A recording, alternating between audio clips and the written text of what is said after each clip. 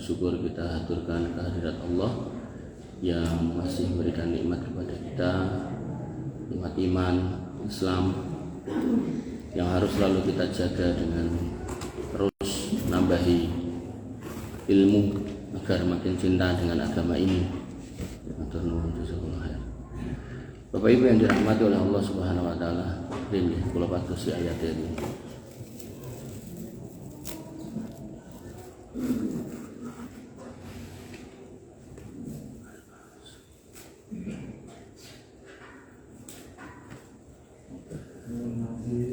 Di dalam Al-Quran, Quran surat Al-Ahzab ayat yang ke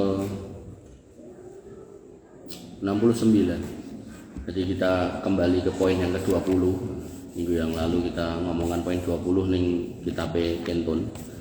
Jadi di poin yang ke-20, hadis yang ke-20, An Abi Mas'ud Uqbah ibni Amrin al-Ansari al-Badri radhiyallahu an qala. Dari Abu Mas'ud Uqbah bin Amr al-Ansari al-Badri radhiyallahu an, dia berkata, qala Rasulullah SAW, Nabi SAW bersabda, inna mimma adrakan nasu min kalamin nubuwatil ula, sesungguhnya di antara yang telah diketahui manusia dari ucapan nabi-nabi terdahulu.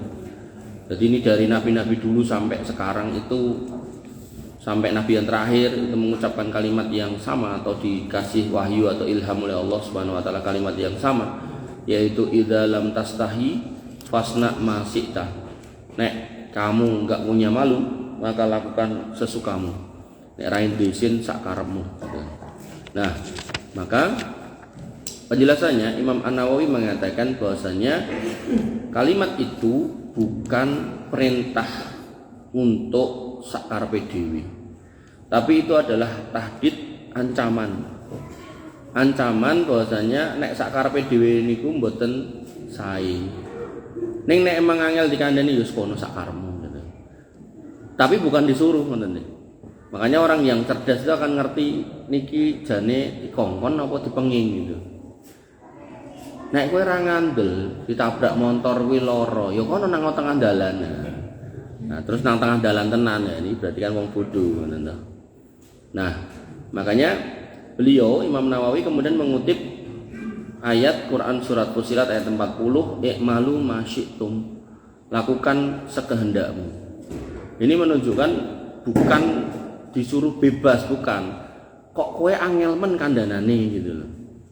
Nah, kemudian dalam firman-Nya yang lain beliau mengutip lagi yaitu Quran surat Al-Isra ayat 64, fastafziz manistata'ta minhum bisautik, dan kacaukanlah siapa yang kamu sanggupi di antara mereka dengan ajakanmu.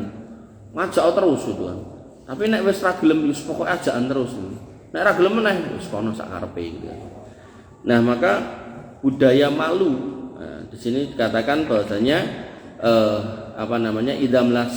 idza lam tastahi, kalau kamu nggak punya malu, fasna masita, itu tersirat bukan tersurat ya. Di dalam Quran surat Al-Ahzab ayat 69, ya ayyuhalladzina amanu, wahai orang-orang yang beriman, la takunu, jangan menjadi kalladzina adaw Musa, seperti orang-orang yang menyakiti Musa. Fabarra'ahu Allahu mimma qalu, kemudian Allah berlepas diri dari apa yang mereka ucapkan. Wa kana indallahi wajiha, dan Musa alaihissalam di mata Allah Subhanahu wa taala tetaplah mulia. Ayat ini enggak ada kata-kata malunya. Ketika kita baca tafsirnya dikisahkan bahwasannya Musa alaihissalam itu punya rasa malu yang sedemikian besar sehingga beliau itu nek pakai pakaian itu berukut. Jadi enggak seneng ketok-ketok gitu, apalagi ngetok-ngetok kayak gitu, enggak seneng. Dan dalam kisah bagaimana Musa pernah memukul orang Mesir kan, sekali pukul langsung meninggal gitu kan. Nek kula mboten ngarani Nabi Musa preman, kenten Ustaz sing ngarani niku preman. Kula mboten. Niku klentu nggih, ngelokke Nabi ngoten niku klentu. Nah, Nabi Musa mboten remen dudoh-dudohke otote mboten gitu. Makanya kula nek kula buka klambi kula jane kula mboten keker ning lemu. Itu Nabi Musa niku keker gitu kan. makanya ditutup gitu. Dan beliau malu. Nah, sampai satu ketika kemudian beliau mandi. Ya. Orang dulu mandinya ten kali. Ya. Kok ngomongin Nabi Musa sing biyen jenengan zaman cilik ya sok-sok ning kali to. Nah, ning kali ning mboten amor kali wong Yahudi sanese ngadoh ngoten lho. Terus rasukane niku didekek ning dhuwur watu. Lah, ayat ini mengisahkan tentang kisah itu di mana Nabi Musa ketika mandi, wong Yahudi sebelah sana lagi ngrasani karo adus. Musa kae adus ning kono, mergone ning nggon awake kuwi akeh belang-belange, akeh tatune, akeh ngoten niku lah penyakit ngoten niku lho, bahasa-bahasa ngoten niku. Nah, lalu Allah Subhanahu wa taala mboten pengin wong Yahudi niku omongane elek terus kali Nabi Musa. Nabi Musa santai sabar, ning yang membela Allah. Lalu watu niku didamel melampah ke arah orang Yahudi. Lah mlaku niki nek sikile ramas mboten ngertos kula. Pokoke watune mlaku gitu kan. Nah, terus Nabi Musa niku ngerti niku langsung ngoyak. Mboten keoyak sampai watune niku tekan kumpulane wong Yahudi sing nembe adus niku wau mandeg terus jijikuk klambine. Lah wong Yahudi do ndomblong, oh jebule awake apik, resik, ganteng gitu kan. Nah, disitulah kemudian Allah mengatakan wa kana indallahi wajiha. Musa itu mulia di mata Allah Subhanahu wa taala. Kata wajiha mungkin dipakai juga untuk mengkisahkan atau menyebutkan Nabi Isa bin Maryam, wajihan fid dunya wal akhirah, mulia di dunia dan di akhirat. Niki nek wong Kristen lho, Nabi apa? Yesus Kristus mulia loh menurut kitabmu. Ya mulia karena di dalam Islam tidak boleh seorang muslim mengatakan kalau Isa Al-Masih itu anak zina. Orang Yahudi mengatakan itu.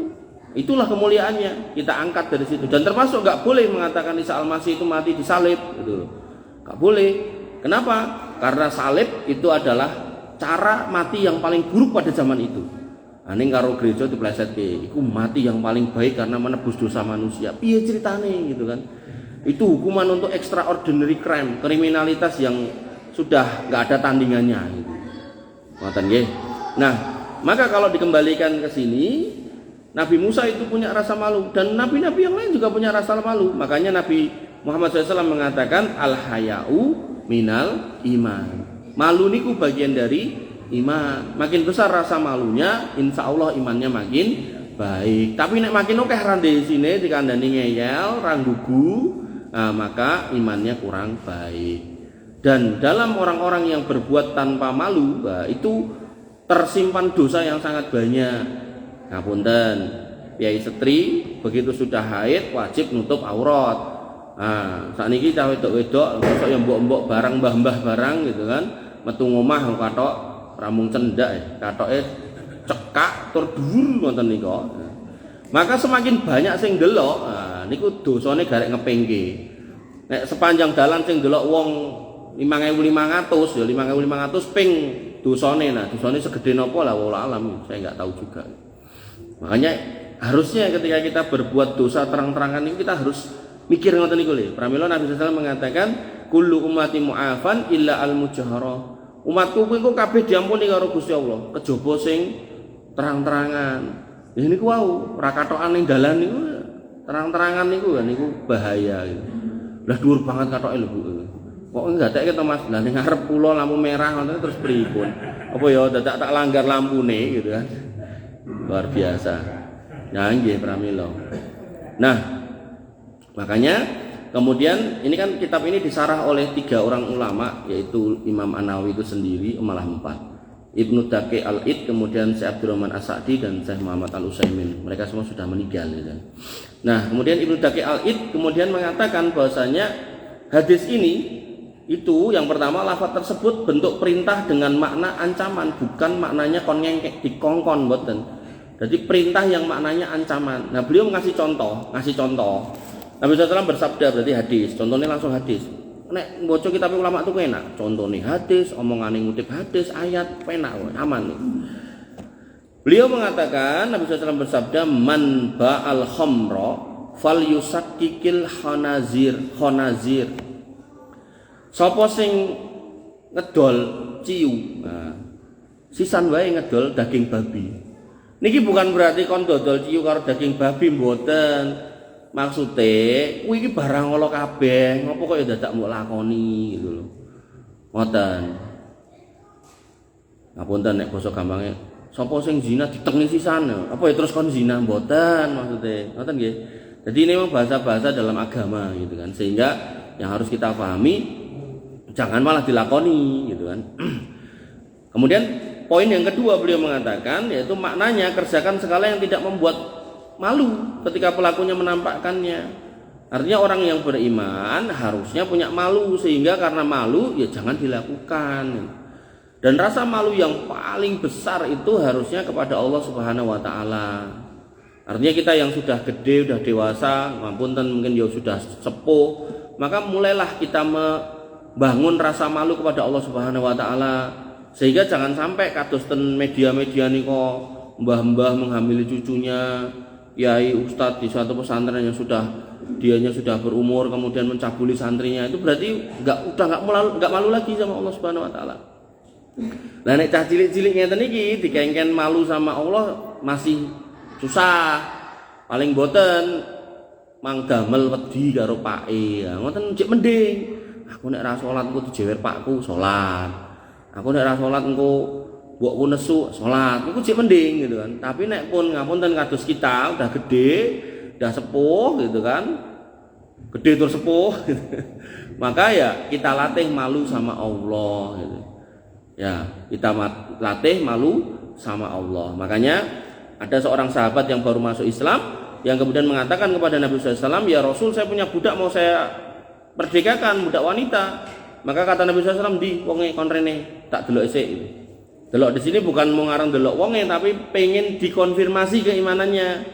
Kemudian ditanyakan kepada beliau, aina Allah? Allah di mana? Kata budak itu, huwa fis sama, Allah di langit. Nah, keberadaan Allah di langit, di atas kita yang jauh di sana, itu secara fisik, tapi secara ilmu Allah itu as-sami al-basir. Allah maha mendengar dan maha melihat. Pendengaran kita zaman enom niku tesih tengen, tapi begitu pun sepuh sudah rungu. Jek enom penglihatan kita sempurna, tapi begitu pun sepuh blawur. Tapi ketika konteksnya Allah, boten enten penurunan kualitas melihat dan mendengar. Bahkan Allah mendengar semua yang ada di bawah tanah dan bahkan di bawah lautan. Pramila gandeng jenengan sepuh-sepuh, makanya kula dikei mic. Kuwatire mungkin jenengan boten mireng. Ngoten to. Nek ra kei mic sing mburi dhewe turu. Nah, itu menunjukkan indera kita ada penurunan, tapi Allah tidak. Nah, oleh karena itu maka harusnya kita memahami nek kita itu harus membangun keimanan di atas keikhlasan yang dilandasi rasa malu kepada Allah Subhanahu wa taala nek meh maksiat. Makanya nanti ada sebuah hadis, ada orang itu yang datang dengan pahala segede gunung Tihamah. Kalau kita nanti ningali gunung Tihamah. Nek bahasane gunung itu pahala gede gitu kan. Tapi kemudian entek pahalane. Lah kenapa? Karena dia begitu sudah sendirian ning jero kamar dhewean nonton sing ora-ora. Berarti dhek isine mboten kalih Gusti Allah ning isine kalih menungso.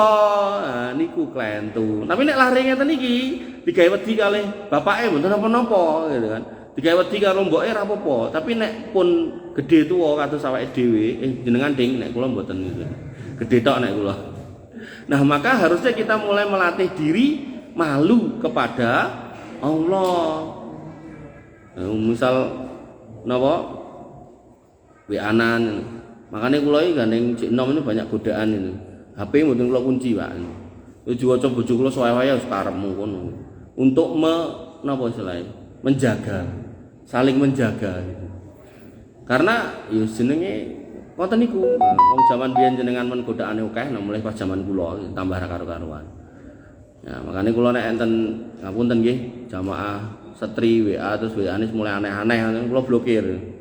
Timbang marai rame gitu kan. Nah, mulai marai fitnah gitu kan. Tapi nek mung pertanyaan-pertanyaan standar enggak apa-apa. Enten sing aneh-aneh sing njaluk iki njaluk kuwi. Jaluk dirabi nek ramas rahasia. Bapak Ibu yang dirahmati oleh Allah Subhanahu wa taala. Kula ya kadang ya bingung ora tau njaluk nomor ten kula ngerti ya. Kemudian menurut Syekh Utsaimin ya, beliau mengatakan bahwasanya salah satu peninggalan para nabi terdahulu yang terdapat pada umat-umat sebelumnya dan diakui oleh syariat ini adalah idalam tastahi fasna masita, yang artinya jika kamu melakukan suatu perbuatan maka kamu harus malu, tapi nek akhirnya nggak punya malu ya sak karepmu. Ini adalah salah satu dari dua tinjauan, yakni lakukanlah dengan pengertian ini. Artinya lakukanlah dengan pengertian nek harusnya kamu tuh punya malu, bukan malah randuwe malu. Ini perintah ning sifatnya ancaman, bukan perintah ning sifatnya dikongkon nglakoni sak karepe mboten. Nah, sehingga bab ini memiliki satu kesimpulan bahwasanya rasa malu itu merupakan salah satu perkara yang dibawa oleh syariat. Jadi orang-orang yang beriman itu harus beriman di atas keikhlasan yang dilandasi rasa malu. Aku isin lah, nek misal infak didelok wong, nggak apa-apa, bagus.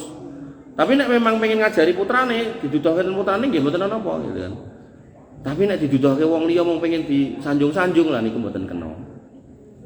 Dan manusia semestinya bersikap tegas. Jika sesuatu tidak membuat malu, maka silakan melakukannya. Kemutlakan ini dibatasi dengan sesuatu yang bila dikerjakan akan mendatangkan kerusakan, maka ia dilarang dikerjakan karena mengkhawatirkan sisi kerusakan ini. Artinya kalau itu sesuatu yang rusak, maka sebaiknya jangan dikerjakan.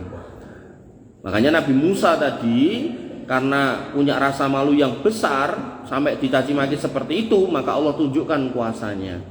Saya sampai kenal beberapa orang niku saking isine kali wong wedok niku nunduk terus gitu, anggar ketemu wong wedok niku nunduk gitu. Sampai melampah niku nunduk, Pak. Akhirnya enek cagak tik lho sudur diem. Ya.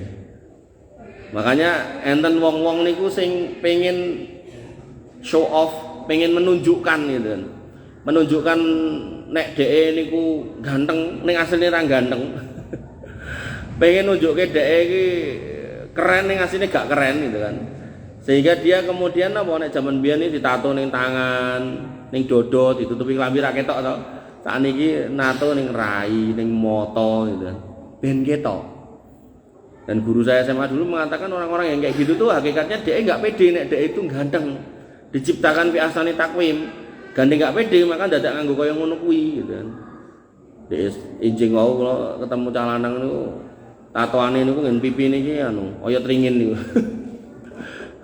Nah, hal seperti itu ngapunten nggih, itu luar biasa, harus dicegah jangan sampai putra-putra kita melakukan. Bapak Ibu yang dirahmati oleh Allah Subhanahu wa taala, kita masuk ke bab yang ke-21. Rapelan nih. Di bab yang 21 judulnya Iman dan Istiqomah. An Abi Amr wakila, dari Abu Amr, dan ada juga yang mengatakan Abu Amroh Sufyan bin Abdillah radhiyallahu an, yaitu Sufyan bin Abdillah radhiyallahu an, beliau berkata, qala qultu, aku berkata kepada Nabi SAW, ya Rasulullah, wahai Rasulullah, qul li fil Islam, sampaikan kepadaku dalam Islam ini qaulan, sebuah kalimat, sebuah ucapan, la as'alu anhu ahadan ghairaka, yang mana kalimat ini enggak perlu saya dengar dari orang lain kejaba jenengan. Kemudian qala, kata Nabi SAW, qul, ucapkan, amantu billah summastaqim, aku beriman kepada Allah Subhanahu wa taala, terus aku istiqomah. Sehingga Imam An-Nawawi dalam rangka menjelaskan hadis ini, beliau mengutip firman Allah Subhanahu wa taala Quran surat Hud ayat 112, fastaqim kama umirta wa man taba ma'aka, maka tetaplah kamu dalam jalan yang benar ini yang disebut dengan istiqomah. Jadi ketika kita sudah umur kita sudah 50, 60 plus bahkan 70, maka nggak ada bukan kecuali istiqomah yang kita harus lakukan. Nggak ada lain, nggak ada bukan. Apapun yang terjadi pokoknya iki jalan yang tak pilih. Makanya Allah mengatakan fastaqim kama umirta, tetaplah kamu di jalan yang benar ini, istiqomah. Sebagaimana diperintahkan kama umirta, wa man taba ma'aka, dan juga orang-orang yang telah bertobat beserta kamu. Artinya kalau panjenengan dulu punya cerita masa lalu yang jelek dan sekarang sudah bertobat, istiqomah. Wis, ojo dibaleni meneh. Makanya nanti syarat tobat yang pertama itu adalah berhenti dari dosa masa lalunya dan tidak mengulangi. Kowe kok ora mendem neh? Oh, lagi ra ndidit praise. Nah, niku mboten tobat. Didit ra ndidit nek ngomong tobat sangka mendem ya ora bakal mendem. Bahkan ketika dipace karo kancane, wis ngene wae, aku ngerti kowe ndidit ning kowe ngomongnya saiki tobat ngene wae, mendem neh, tak kei dit sak yuta bar ramung mendem. Ora. Tapi nek kemudian oke, tak pertimbangkan. Nah, berarti tobatnya masih belum clear. Nah, belum sah tobatnya. Ngoten nggih. Jadi bener-bener harus tobat gitu. Kok kowe saiki wis ora nyolong meneh. Oh, lagi enek razia. Nah, berarti engko bar razia baleni meneh gitu kan. Nah, ini enggak bener gitu kan. Nah, maka di sini dikatakan istiqomahlah kamu bersama dengan orang-orang yang bertaubat. Kemudian pada Quran surat Fussilat ayat 30, innalladzina qalu rabbunallahu tsumastaqamu, orang-orang yang berani untuk mengatakan bahasanya Rabbku itu Allah kemudian istiqomah. Bangga aku wong Islam, aku wong Islam. Oh jenggotmu kayak wedhus ora apa-apa, nabiku ya jenggoten. Wis pokoke pede, bismillah, bangga. Tsumastaqamu istiqomah, dilokke apa wae bismillah. Udungmu kaya korden to yo ora apa-apa kan. Ala wis tuwa dadak kudungan sing arek sapa ora apa-apa. Sakniki piye-piye sepo ya diganggu tah racet-racet niku kok. Ya toh. Maka Allah punya janji apa? Tatanazzalu alaihimul malaikah. Nek panjenengan wani ngomong aku bangga dadi wong Islam, tur istiqomah di atas Quran kali sunnah, mengke nek jenengan ajeng pejah didukke niku malaikat maut ning sadurunge malaikat-malaikat pengiringe sak pirang-pirang medhuk ngubengi panjenengan, kemudian mengatakan napa? Allah takhafu wa la tahzanu. Ojo kuwatir, ojo wedi, ojo sedih. Wabsiru bil jannati lati kuntum tu'adun. Ayo mulai papan panggonanmu surga wis cemepak. Makanya dikatakan irji'i ila rabbiki radiyatan mardiyah. Fadkhuli fi ibadi wadkhuli jannati. Ayo mulai kowe iki nyawa ragamu tinggalen nyawamu ki nyawa sing wis diridhoi karo Gusti Allah. Fadkhuli fi ibadi, kumpul karo wong iman kae. Kemudian wadkhuli jannati, mlebu surga sing wis cemepak. Nah, apa sing dicepake ning surga? Lah niki kula bahas ten masjid kene Pak Rahman niku. Sabtu bar subuh. Nanti jenengan ajeng ngertos cepakane apa ki ning surga mang mriku. Mungkin kula cetake gitu kan. Bapak Ibu yang dirahmati oleh Allah Subhanahu wa taala. Kemudian Imam Nawawi juga mengutip Quran surat Fussilat ayat 31, nahnu auliyaukum fil hayati dunya wa fil akhirah. Orang-orang yang istiqomah ini enggak ada kekhawatiran. Kenapa? Karena kamilah wali-wali mereka di dunia dan di akhirat. Santai. Makanya jenengan tingali orang-orang yang istiqomah niku uripe niku santai, senajan ora dadi pegawai santai. Wis dodol cilok wis mangkat gitu ya. Santai leng mboten napa nate jenengan ningali Pak Suradi ngepit ya-yaan ora tahu. Ngepit ya santai wis. Ambok ning bulu adane mulai ya santai. Wah, istiqomah uripe santai wis ora nek beban. Tapi cobi orang-orang yang enggak istiqomah bingung. Kok saiki tambah sugih? Oh, emang guru kono ya mangkat. Coba penganggonmu iki maksudnya apa? Iki sing maring ngene maring ngono. Tukune ning ndi kono mangkat. Wis geger. Kok anakmu iso ngene-ngene? Oh kae wacanane iki tirakate ngene-ngene. Wah, wis dilakoni. Golek pitik warna iki warna kuwi kembang sakmene rupa diuncal kene-ngene. Wah, wis dilakoni. Bingung. Nih, Bapak Ibu yang dirahmati oleh Allah Subhanahu wa taala. Kemudian kalau menurut Imam Ibnu Daqi Al-Id, beliau mengutip Quran surat Fussilat ayat 30 juga sama. Kemudian beliau mengutip Quran surat Hud juga sama. Kemudian oleh Syekh As-Sa'di beliau juga mengutip sama Quran surat Fussilat ayat 30. Nah, sehingga dalam pelajaran tentang istiqomah ini disimpulkan bahwasanya yang pertama, para sahabat radhiyallahu anhum sangat antusias untuk bertanya tentang perkara yang bermanfaat dalam urusan agama dan dunia mereka. Makanya panjenengan ditinggali oleh Gusti Allah Quran, di dalam Quran selalu saya ulang-ulang di mana-mana, fasalu ahlad dzikri in kuntum la ta'lamun. Nek jenengan gesang enten masalah enten pertanyaan mang tangletke pun ragu mang tangletke kepada ahli ilmi, kepada ustadz-ustadz yang ngajari panjenengan. Sesi tanya jawab khusus, gak apa-apa. Ben clear. Nek memang niku urusane pribadi banget marai isin ya mang mlipir kapan kula saged pinanggih panjenengan, kula enten pertanyaan. Ngoten, ampun dicandhaki piyambak. Napa melih niku permasalahan-permasalahan yang genting menyinggung menyangkut orang lain. Nek mboten jenengan tangletke ya napa malu bertanya sesat di jalan. Ya, ngoten niku mengke rumuse. Dan Allah sudah mengatakan fasalu ahla dzikri, takokno, enggak usah malu. Kemudian di antaranya adalah kecerdasan Abu Amr bin Amroh atau Abu Amroh di mana ia bertanya dengan pertanyaan besar yang mencapai puncak dari pertanyaan dan beliau mengatakan tidak perlu bertanya kepada siapapun kalau jenengan sudah menjawab dengan kalimat kul li fil Islam. Mang sampaikan kepada saya sebuah kalimat dalam Islam, kaulan sebuah perkataan la as'alu anhu ahadan wairuka yang tidak perlu saya tanyakan kepada orang lain.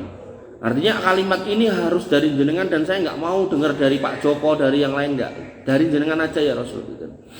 Maka Nabi pun mengatakan tadi, yaitu kul rabbiyallah summastaqim, katakan Robku itu Allah, istiqomah. Dan istiqomah niki nggih di atas kebenaran, di atas Quran kalih sunnah. Makanya kalau kemudian panjenengan gadah pengaosan sing disampaikan ayat iki, hadis iki, ayat iki enak gitu. Jenengan keluar dari pintu masjid itu membawa ilmu dan membawa ketenangan gitu. Tapi nek mung ceritane cerita, kondone kondo, omonge wong kono wong kene gitu, lah bingung mungkin. Nah, maka jangan bermajelis ilmu yang ngoten niku. Kemudian yang kedua, wasiat yang paling ringkas dan paling bermanfaat adalah wasiat yang terkandung dalam hadis ini, yaitu iman kepada Allah, kemudian istiqomah di atas iman itu. Nah, sehingga orang yang memaknai iman ini adalah tauhid, dia tidak akan mencampurkan keimanan dengan kesyirikan. Nah, makanya kula bar niki ditangkap melih Pak Joko ten Al-Qudus niku. Jaluke materi tentang tauhid. Nah, iman sing bener niku pripun? Nah, niku ditata ten niku. Tauhid ya. Bertauhid. Maka ketika dikatakan iman kepada Allah kemudian istiqomah di atas tauhid, istiqomah di atas sunnah. Nek syirik niku adalah dosa yang paling dimurkai oleh Allah, dosa yang paling besar di mata Allah, dosa yang enggak diampuni oleh Allah, dosa yang kemudian bisa menghapus semua amal kebajikan kita. Kita kudune gila, ora malah nyoba lah. Tapi nek ra ngono aku ra sugih, mending ra sugih di atas tauhid daripada sugih tapi kemudian di atas kesyirikan. Pun niku clear niku. Makanya para nabi semuanya itu dicoba oleh Allah Subhanahu wa taala. Sinten sing ajeng nyandhaki nabi dicoba mergo dosane akeh? Mboten enten sing wani. Nabi dicoba itu karena mereka adalah hamba-hamba yang dicintai oleh Allah Subhanahu wa taala, sehingga dengan cobaan itu ditinggikan derajatnya bukan karena dosanya. Makanya Nabi mengatakan innallaha idza ahabba abdin ibtalahu. Gusti Allah niku nek tresno kalih seorang hamba ora dikai dhuwit sing akeh, ning dikai pacobaan. Makanya panjenengan nek dikai pacobaan, mbok bilih niku jenengan niku diparingi tondo tresno. Ngoten. Sebaliknya ketika seseorang hamba iku dikai nikmat akeh biangan tapi ora tau salat, gaene mendem itu, maka itu namine istidrat. Nah, dilulu ben lali bali. Makanya enten yang mendem, begitu mendem langsung mati. Enten wong main begitu ngeplekke kartu nyawane metu. Ngoten niku. Karena dia sudah enggak sempat untuk bertobat. Bahkan naudzubillah enten wong zina lagi lunga karo pacare zina niku wau, mati ning pinggir pantai ra klamben. Lah katokan ora Mas mbuh gitu kan. Wong kula ya ora nginjeng gitu kan. Ngoten. Hati-hati Pak. Makanya yang namanya mautul fujaah, mati yang mendadak niku enten. Dan itu tinggal siapa yang kena. Nek kena neng ahli maksiat dan kena neng orang kafir, itu menjadi penyesalan yang luar biasa karena udah nggak bisa memperbaiki. Tapi nek kena neng gone wong iman, itu keringanan dari Allah agar jenengan orang ngrasake sakaratul maut, lagi sujud mati, lagi pengajian ngajar artis arba'in mati, jeneng kene niku. Lagi sholat geblak mati gitu kan. Tapi nek lagi yang-yangan karo wong bukan mahram mati, mabuk mati, main mati, naudzubillah nggih. Makanya yang harus kita pahami, terkadang bentuknya sama-sama duit, sama-sama makanan, Nah, siji bisa bermakna nikmat, yang satu bisa bermakna istidraj. Sama-sama mati mendadak, satu bisa bermakna keringanan dari Allah sebagai tanda cinta karena hamba ini istiqomah, ning sijine bisa bermakna penyesalan. Jangan dipukul rata, jangan disamakan. Ya, wong jenengan ora gelem dibanding-banding nggih. Yang ketiga, iman kepada Allah saja tidak cukup tanpa adanya istiqomah. Kenapa? Karena ada orang yang bersyahadat di awal, ning begitu ngerti dadi wong Islam susah ya pilih melipir bali meneh gitu. Terus artis enten niku awake gede niku. Tanya Ustaz, saya tanya, apa Mas? Saya dulu Islam, Kristen mlebu Islam, terus metu neh, terus mlebu neh, terus pripun? Enten batasane Pak, maksimal ping 3. Nek bar niku pun mboten entuk melih, mlebu meneh ora entuk. Terus metu sak lawase wae. Karena ini bukan dolanan gitu. Bukan barang mainan gitu. Ngoten. Makanya ada ibu-ibu yang Islam, suaminya non muslim, masuk Islam nikah. Nah begitu sudah nikah, singkat cerita, wong tuane ngandani nek kowe dadi Islam, engko ora tak warisan, mbok sugih, bali melih gitu kan. Nah, ini istiqomah, akhirnya milih cerai. Enggak apa-apa gitu. Dan itu boleh sah-sah aja gitu. Artinya bukan cerai yang kemudian terlarang, itu boleh gitu, mempertahankan akidah. Bapak Ibu yang dirahmati oleh Allah Subhanahu wa taala, sehingga iman perlu dibungkus ngangge istiqomah. Roti niki enak, nek ra dibungkus jenengan dikei udah-udahan gitu. Kira-kira bayangannya jenengan apa? Nah, mulai sing ngelongke misal tangannya reget ngoten terus pripun ya? Kalu jenengan. Mboten. Makane keimanan niku nggih enak niku roti niku. Ning ben nambah enak kudu dibungkus ngangge istiqomah. Lah orang-orang yang bisa merasakan istiqomah dan iman yang enak lah itulah orang-orang yang beruntung. Napa melih niku dicekel terus sampai tekaning pati, sampai akhirnya husnul khotimah. Niki PR besar buat kita semua.